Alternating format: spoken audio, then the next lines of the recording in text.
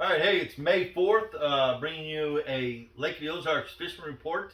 We'll give you the lake conditions here first. Lake conditions, we've had a lot of rain this last couple weeks, and it's raining today. We've got some more rain expected. Um, However, that really hasn't done a whole lot with the water. It has dirtied up some of the creek arms, upper ends of each river arm, but as far as the level, man, they're still pulling for the last at least week. They've been pulling anywhere from 20 to 35,000 cubic foot. Just looked before we started the report, and they're running 36,000 right now. Um, the water color, for the most part, is pretty clear, pretty clean. However, like I said, if you get up in the river arms, in the backs of some of these creeks, it's got a little more color. Obviously, we've got a lot of runoff coming in. It's keeping it, some color in the backs. Um, the water level, it kind of creeped up last week a little bit, but with them pulling all this water, we're back down 656 and a half. So we're going to say it's still 3.5 foot below full pool, which is 659.8. So we're about 3 foot low still. Um, and with all this current, at least what we've found is a lot of fish are still staging. They're wanting to come in. They're wanting to spawn. Obviously, a lot of them are spawning. There's a lot of beds throughout the lake. The mid to lower end, the water's pretty clear and you can see them. You've got beds, from I don't know, 1.5 2 foot of water all the way out to 5 foot if you can see them. Those are a little harder to see. You kind of got to get back. It's kind of perfect conditions. Obviously, a good pair of sunglasses, to see them shiny spots. And you can catch those fish. They're the first ones moving up, and you can catch them. But some of them are getting a little harder to catch if you like bed fishing.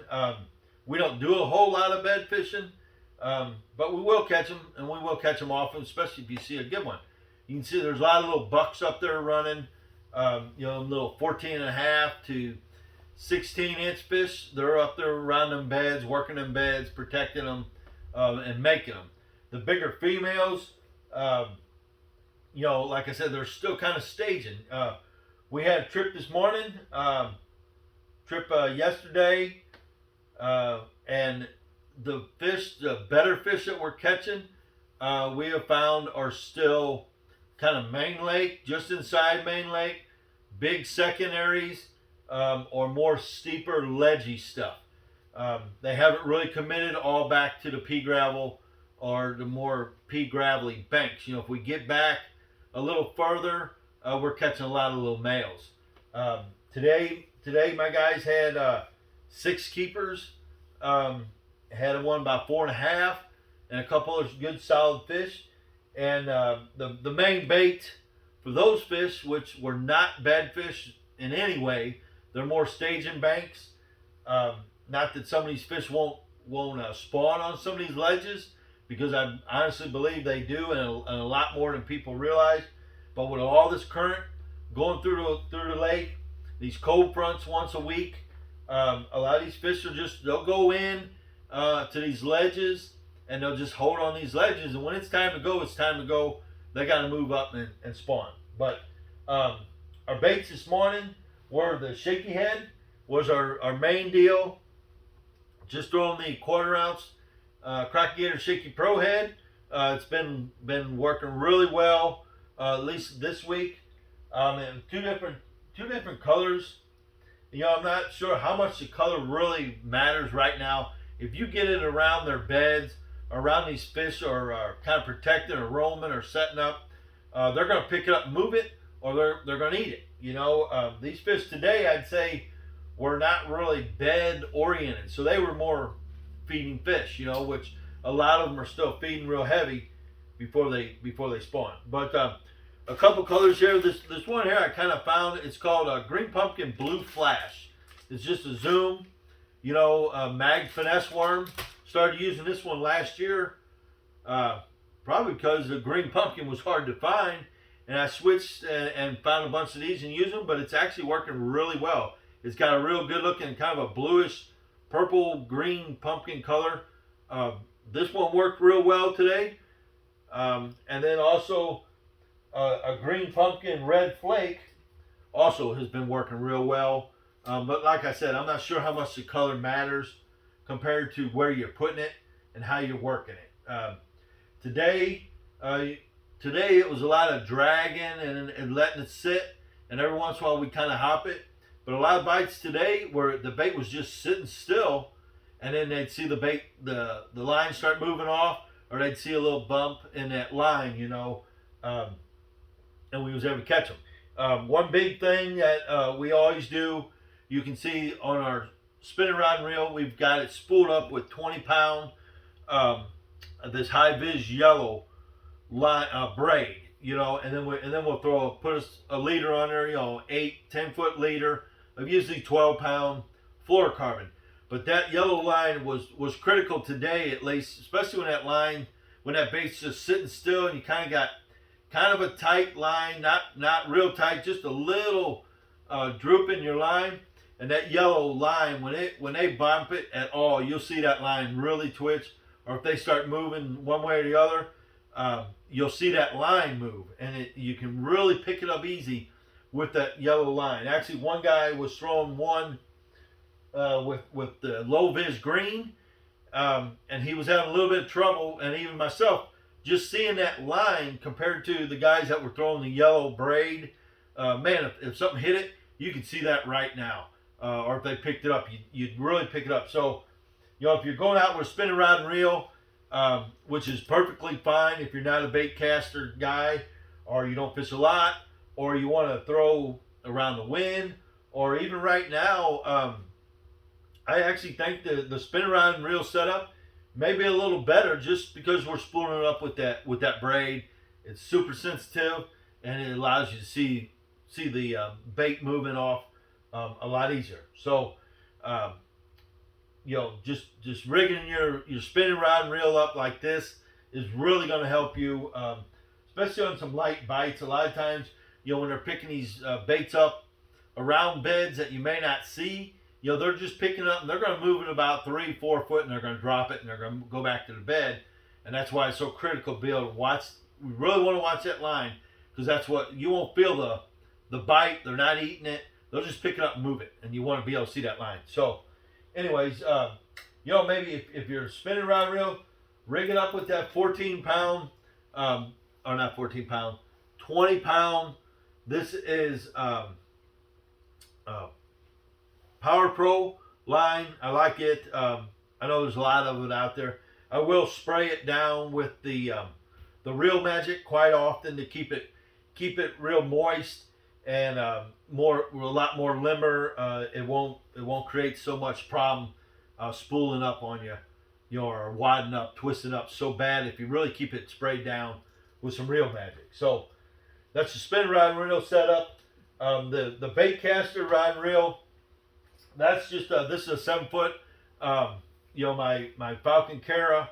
This is a finesse jig rod for your shaky head. Works real well too. This is 7-foot with the 8-to-1 Hypermag loose reel, and this is rigged up with 15-pound test. I either throw 12 or 15. Haven't really been flipping a whole lot around docks or under docks just yet, although it's happening, and you can definitely catch them like that. Flipping under these catwalks is a real key spot right now. Those big females will lay under them catwalks, just kind of hidden with something over their head, a little bit of shade, and probably about 4 foot of water. And those males are up there doing their things, getting things ready, and the females will be moving up here shortly if they're not already up there. But that's a real good pattern. If you like flipping, you want to flip in underneath those catwalks, let that bait go to the bottom, just sit there for a couple 3-4 seconds, and then just barely move it. And a lot of times that's when that fish will grab it. They're laying underneath them docks, staging, and if something goes down, they'll see it, And if it just lays there and it moves, they'll go on in and pick it up. So that's been real good. Just the zapper jig, especially for flipping. The jig will flip a little better sometimes than like a creature bait or something.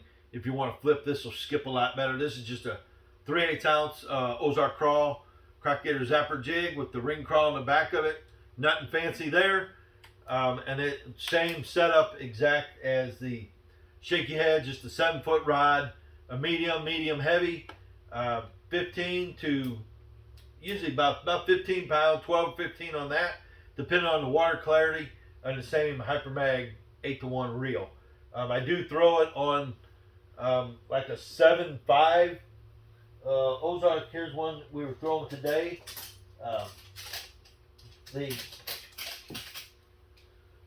The Bass Pro Qualifier is a really good reel for the money. I think they're about $100. They last a couple years, you know, but for that kind of price, after 2-3 years, good use, you know, you can keep them oiled up or pitch them or use them as a catfish reel or something.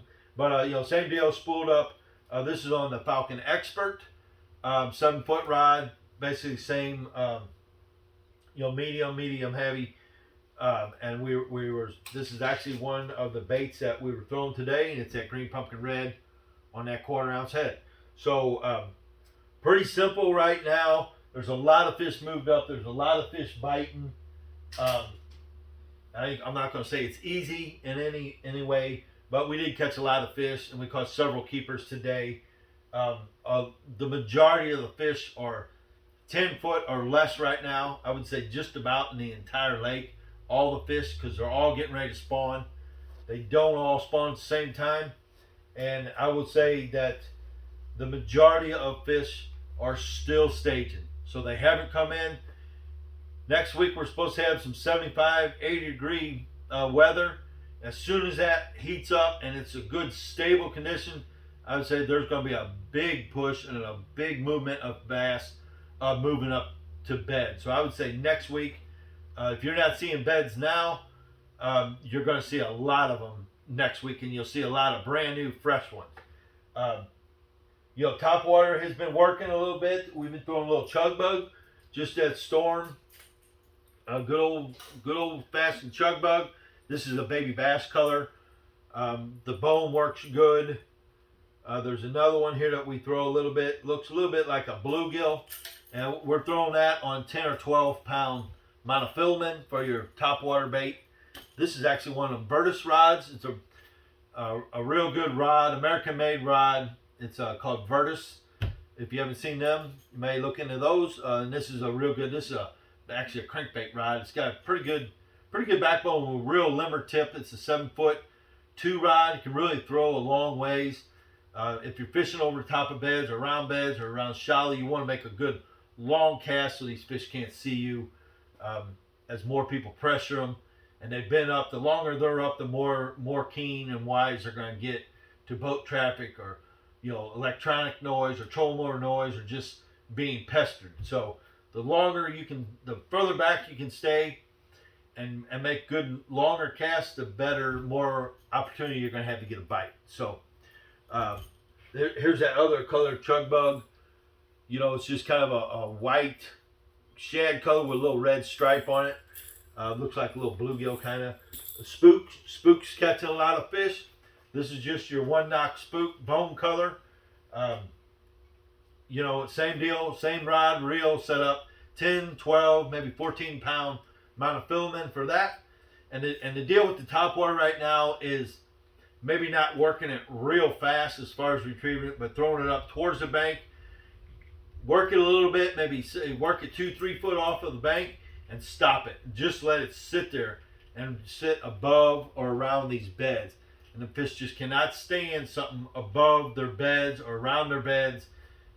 You know, and every once in a while give it a little work, like the chug bug. That's what makes the chug bug so effective. It can just sit there and you can just pop it and it moves 4-6 inches, but it's still in the strike zone, still above them.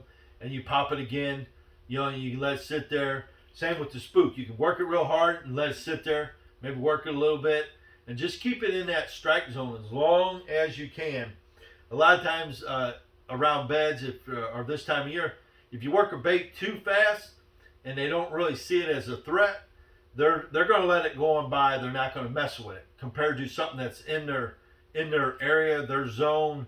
The longer you can keep it there, the more likely you're going to pester them. They're going to aggravate them, and they're going to come and grab it, attack it, try to push it off the bed or push it away from where they're at. You know, and that's what you're trying to do. You're just trying to stay in their zone as long as you can and pester them. Spook, chug bug is really good for top water right now. Your buzzbait, caught just a couple on the buzzbait. That's still a couple weeks away. I'd say a week and a half, 2 weeks, as you get your first post-spawn bass. As soon as they come off them beds, or you start seeing some fry, you know, the first hatch of the spawns start coming out. Then you got your bass that are hanging close to them. They'll run with them, stay just underneath them, and if anything gets in that area, they'll attack it. They'll start protecting the fry. Same thing with the spook, chug bug. That's when the buzzbait really comes into play a lot better. You can catch them on it now. It's just not real prominent. Spinnerbait's still working real well. Just a big 3/4 ounce. Same one I've been throwing all spring. You know, a windy. You got to have the wind. If you get a good windy bank, windy points. A lot of fish are still on the points. Like I said, just target the wind. If the wind's blowing directly on a bank, just throw that spinnerbait up to it and just start reeling it back. You know, kind of vary your retrieve. Get it just below the surface where you can't see it. You know, maybe 1.5 feet, 2 foot, and then just work it down the contour of your bottom. You know, you may have to go halfway down the water column, and some days you'll have to just creep it along the bottom. But you'll catch some fish still on that. A lot of big females are still hanging out, so it's a good way to catch a really big fish. Is spinnerbait.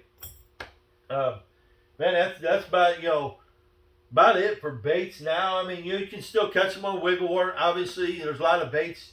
It's just now we're getting into the shaky head time and the jigs. Obviously, if you are bed fishing, one thing I'll tell you that if you're visually watching the fish on a bed and you want to try to catch them off a bed, you want to use a bait that's really highly visible to you, because the fish, when you're catching them off bed, they're not eating the bait. They're just picking up and moving it. So like something like the bubblegum Cinco works real good. A white tube works really good. A white jig, a white trailer, maybe a white peck chunk, you know, something white that you're going to see the bait. Because a lot of times you'll see the bait in that bed, and you won't necessarily see the fish, but you'll see that bait disappear, that bait move. So it's real critical to have a bait that you can highly visibly see yourself. So when that bait moves, or you can tell when that fish has it in its mouth moving. You hear us talk about for crappie a lot. With this little easy shiner Kitech bait. This thing is also deadly around beds. If you take it like this one here, this is a white pearl color, so you can highly visible. You put it like on a little 3/8, a 1/4 ounce crackhead or shaky football head, and toss that over by the past the bed. Pop it up, let that thing look like it's swimming like a little bluegill, and fall back in that bed and stick straight up like that with that tail. Give a couple pops. If that fish is anywhere near protecting a bed, he's going to come in and grab this bait, a little bait like this, where if you can't give him the bite, say a bigger bait, a big jig or a big tube or a brush hog or something bigger, try downsizing, especially maybe a bedding fish that's been pestered a lot. You can catch that fish several times off that same bed just by switching up baits and coming back and fishing them. So this same setup actually worked for us real well. Last week we took the new Vexus. This is that VX20 Vexus. We took it down to Table Rock, broke it in on some of that big water down there, got a lot of run time in it, got used to it, and we actually fished Ozark Mountain Team Trail down there last Saturday, and we went down to the lower end, and we came across some of that big water out in front of the dam, and I am definitely impressed with the ride of this thing. These air ride seats, you used to getting ready for a jolt or a hit or a pounding, and it doesn't happen in this boat because it's all air ride seats. You literally fill these seats up in accordance with your weight. It gives you a little diagram, and you put the amount of air pressure in these seats to give you the most comfortable ride, and it is definitely that comfortable ride. It is definitely, that's the best thing so far out of the boat is the ride. Obviously, you can see this platform up here, this swim. I won't say swim platform, but it's this big flipping deck is enormous size, bigger than anything I've ever fished out of, especially out of a 20-foot. So, so far the hype of the Vexus quality and ride has really fulfilled its hype, and everything is supposed to be. I'm still getting used to this boat, but I'm extremely impressed with it so far. So I'll keep you up to date on that. It's got a lot of neat features. The room inside the rod box, the storage, everything is pretty cool. It's a cool boat, I will say that. But as far as fishing, not a whole lot's going to change for the next, I'm going to say 2 to 3 weeks. You're going to have, other than in another week or so, we're going to be able to start catching some post-spawn fish. And that's going to be a lot of fun, because now we're going to be getting into our swim baits, a lot more topwater, some more crankbaits as they move out. But you're going to catch a lot of fish post-spawns and still a lot of pre-spawns. So you're really getting a good opportunity to catch a lot of fish and a lot of good fish in the next week, 2, 3 weeks. We're going to get into a really good patterns down here on the Ozarks, where you can just catch numbers and you can catch some really big fish this time of year. So, we're another week or so off of that. There's a lot going on down here right now. The MLF guys have been here all week, which has really been a cool deal. If you haven't watched or pay attention to them, just go on FLW Outdoors and just click on the MLF live feed, and you can actually watch them guys fishing live down here on our home lake here, and really kind of see how they approach and how they do things, or they adjust, because you can do it exactly the same yourself. You're getting guys that are, a lot of them are bed fishing, a lot of them are just fishing. There's some guys doing some different things, but it's really neat to just be able to watch them. It's the only opportunity you're going to have to watch people fish on Lake of the Ozarks, and really watch them and see what baits they're using, see how they're approaching things, and kind of what they're doing. So it's really neat deal. Really glad everyone took a part involved in getting them to come to the Lake of the Ozarks to showcase our lake. We have a incredible lake here. I don't think it gets near the respect it does of some other lakes, because the Ozarks is a phenomenal lake. Everything from our conservation department, how they manage, take care of it, and they keep the lake what it is, to just shoreline management. Everyone that takes part in keeping this lake what it is. The fishermen, catch and release, taking care of your fish, getting them in, especially this time of year when they're full of eggs. Take a picture, get them back in the water, so they can go do their things and get them eggs out there and spawning. So, other than that, it's about to get real busy here at the lake. We've got a lot of stuff going on at tournament wise, a lot of things going on. So it will get busy, but it's still some really, really good fishing. I will say, this time, the entire year, I always talk about the most important thing of a boat. I don't care what boat, what brand, whatever, is going to be your batteries.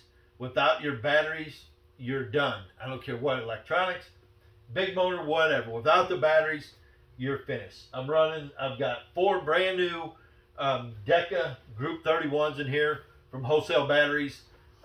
They rigged me out again perfectly. when we were at Table Rock, we were fishing some heavy winds. I was standing on that trolling motor all day. They held up completely. The first 2 days we were down there pre-fishing, I never even charged the batteries up. So they lasted. That's how well they did. So they are taken care of. Those batteries are taking care of this new boat perfectly. The Garmin's, I've got Garmin's set up on this boat again. I've got two 1242s. Oh, actually, I got a 1242, which is the touch screen on the dash, and I've got a 1243. Actually, I got that opposite. It's 1243 on the dash, 1242 up front.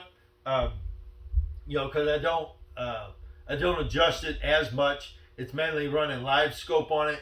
So that's a few $100 you can save just by going with that unit over the touchscreen. When I'm driving, I want my touchscreen. I want to be able to zoom in, zoom out, look at my contour line, look at my maps, stuff like that. The Garmin troll motor, the Force troll motor, incredible troll motor. I got to tell you guys, I had a couple issues that I created with my troll motor, and the tech guys and the support guys are just incredible. These guys are so knowledgeable on what they're doing. They take these motors apart, put them back together in a hurry. If you got an issue and you're out on the water, you can call Garmin support. They're right there in Kansas City. You're going to get somebody that you can understand when you're talking to them. They know the equipment. They're going to walk you through it. It's like I always say with everything, it's only, I don't care what you buy, it's only as good as the service you're going to get after the sell. So just keep that in mind whenever you're buying any product. I don't care what it is. Your boats. I got this at Sport World Boat Center.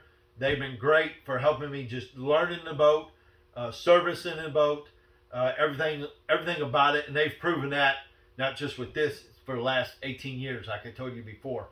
And that's what I go on. My service, with your products is, I can't stress the service enough. Just everything so far about this boat is everything it's supposed to be. So, we'll keep you up to date. We'll start updating. I'm trying to keep after it. We were gone last week, so I missed last week's. But we'll get back up on it as things change and things progress with the lake. And I'll keep you up to date what's going on down here. So get down here, enjoy the lake. Everything we got to offer down here. We've got new restaurants popping up. We've got our old faithful restaurants, on, like I said, on the west side. Brandon Iron is you got to go to Brandon Iron if you come to the lake here for their food and service. You may want to go a little early, just because they get full, because they're that good and people are coming over here to eat their food. That's really all I got for you this week. So, come down, wear your life jackets, be safe, and we'll talk to you in about a week.